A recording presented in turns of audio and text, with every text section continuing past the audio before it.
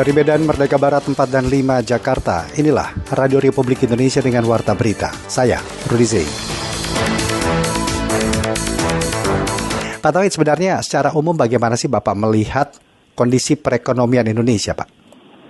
Ya, saya kira kalau kita lihat sebenarnya dalam kondisi stabil ya. Karena berada pada level 5% secara agregat begitu ya. Artinya dengan kondisi ini situasi ekonomi dalam kondisi tidak ada guncangan dan sebagainya. Kita bersyukur memang pada kuartal pertama kemarin ditunjung oleh kenaikan government expenditure maupun investasi ya. Nah, saya kira di sisi itu kita sedikit katakanlah terbantu begitu ya. Namun demikian memang dengan kondisi ini tantangannya di kuartal kedua dan selanjutnya adalah tetap berada pada daya beli masyarakat.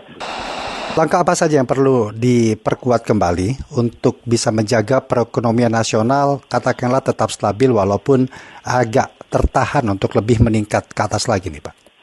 Ya, saya kira tidak mau ya, kita harus berupaya agar terutama menengah bawah ya untuk sebesar-besarnya ya investasi masuk pada sektor real terutama pada tenaga kerja begitu ya. Pak Tauhid, belum lama ini Presiden Jokowi mengungkapkan bahwa posisi peringkat daya saing Indonesia mengalami kenaikan yang cukup signifikan. Sampai di akhir Juni 2024 ini berada di peringkat 27. Bukankah itu artinya akan berdampak terhadap investasi asing yang masuk ke dalam negeri, Pak? Ya, kalau kita lihat memang ada perbaikan yang cukup signifikan ya. Dengan situasi ini ada beberapa yang cukup menarik, ada peningkatan katakanlah posisi ya.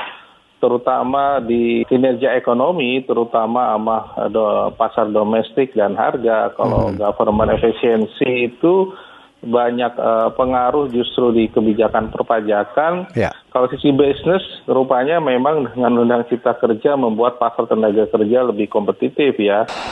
Jadi sektor tertentu apa ini yang menjadi kunci dalam meningkatkan daya saing Indonesia saat ini?